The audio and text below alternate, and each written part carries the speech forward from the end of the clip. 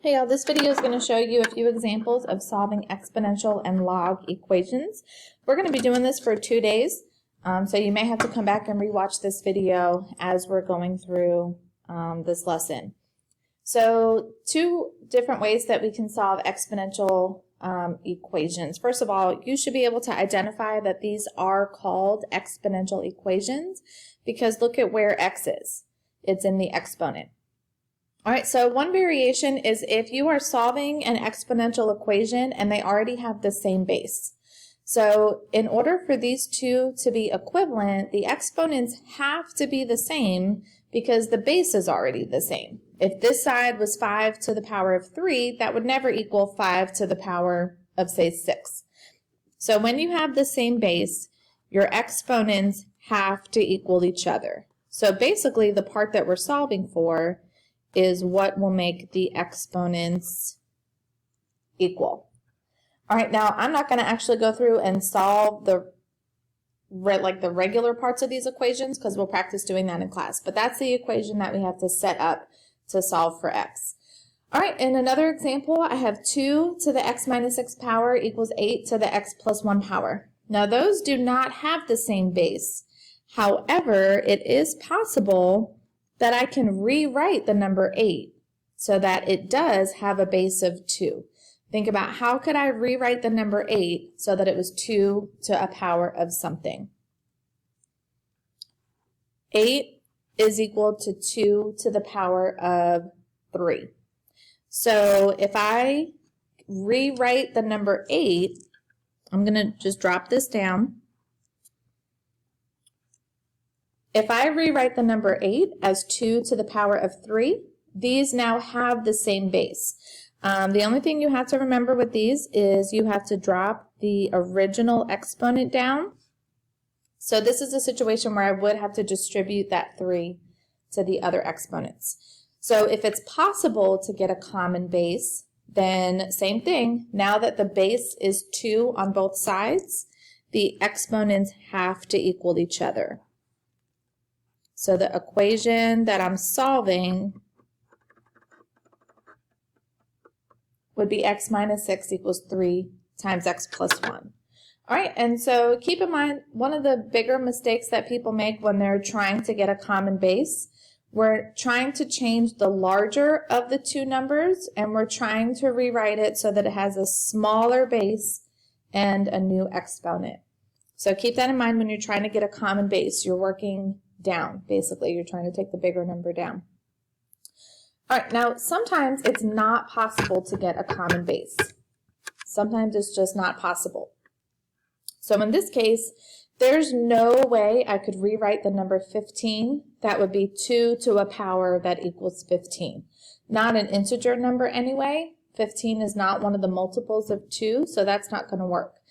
So we are going to introduce a new equation called a logarithm.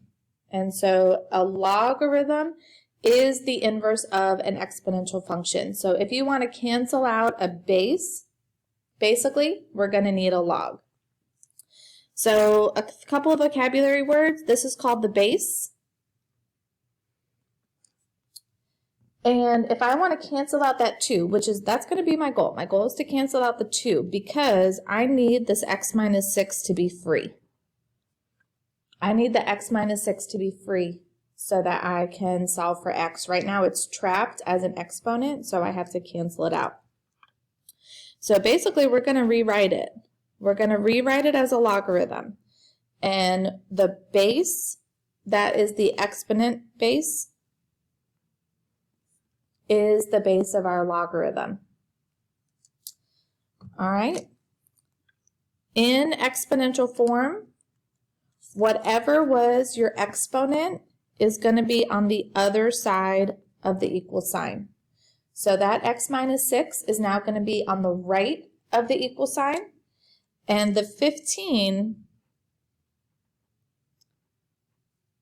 is now, we call it the argument. I don't know why. I don't know why they decided to name it that. But basically the 15 is going to go with the log, and the x minus 6 is going to have its own place on the right-hand side. So that log with a base of 2 and an argument of 15, this is just a number.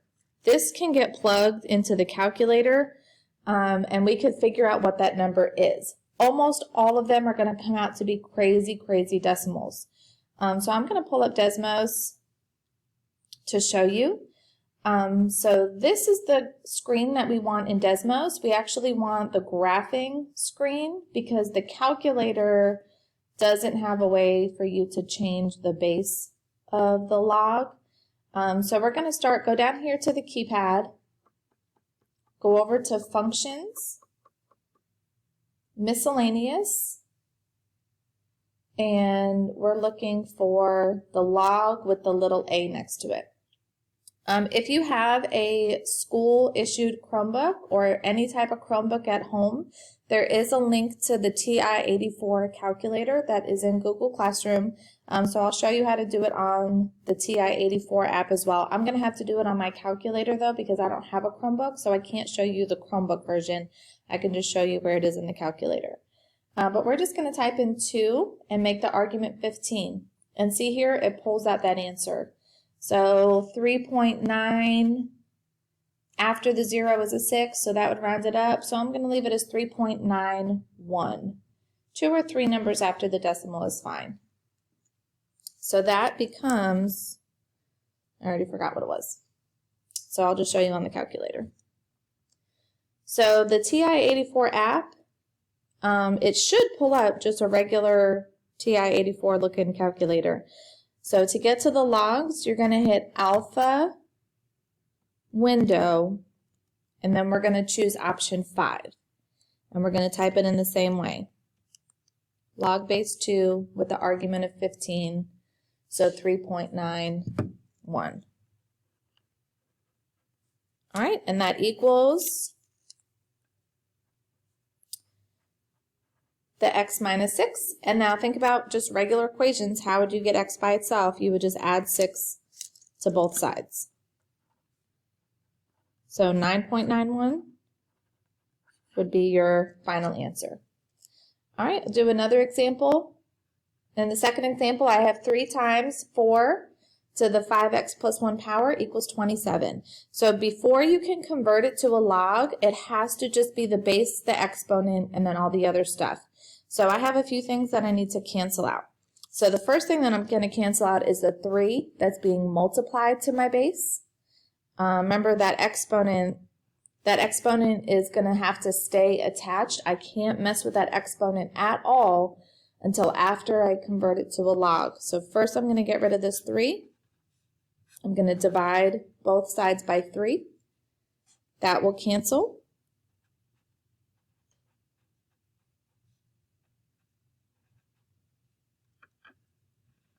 All right, 27 divided by 3 is 9. Yep, just checking, it's been an early morning. All right, so now that it's the base and the exponent equals a number, I'm going to convert it to a log. So the base of my log is 4.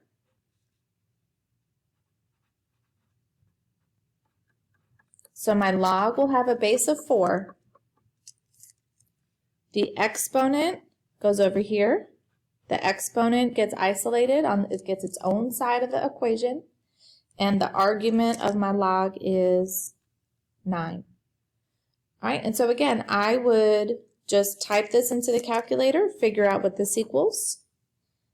So I'm going to use my graphing calculator because that's right next to me.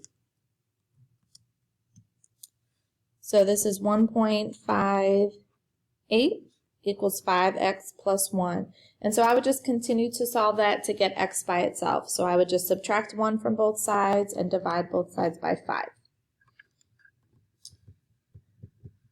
All right, we're also going to solve logarithms.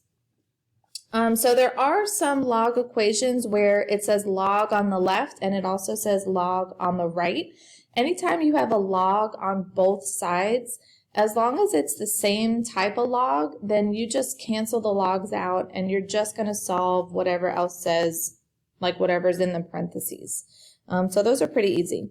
So a couple of things with logs. First of all, if I do not tell you what the base is, it is automatically a 10. So anytime you see just the word log, the base of that log is 10. And so we're going to need to know that because when we are solving a log, we're going to rewrite it as exponential. All right, so again, I can't rewrite it unless it's just log and then whatever's in parentheses, and then everything else should just be on the other side. All right, so when we're putting this back into exponential form, what I actually like to do to remind myself is I like to pretend that this whole entire thing is about to get shifted as an exponent with my base of 10. So that just completely erases that whole thing. When you convert it, the 2x minus 1 part, that's going to be by itself. All right, the other side of the equation, my base is 10, my exponent is 1. So 10 to the power of 1 is 10. From here, you're just going to solve for x. I would add 1 and divide by 2. All right, we'll do one more example real quick. I cannot convert this yet because I do have my log and I have what's inside the parentheses, but then I have this extra plus 3. So I'm going to have to get rid of that first. So the opposite of plus 3 is minus 3.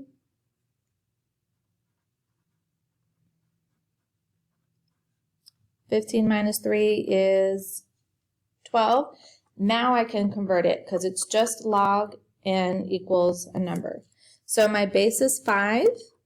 So I want 5 to a power on the other side. So converting it will completely cancel that whole entire piece. So the only thing remaining is whatever was in the parentheses, and I don't need the parentheses anymore. And then this side, this is going to be huge. 5 to the power of 12. I might not even be able to fit this number here.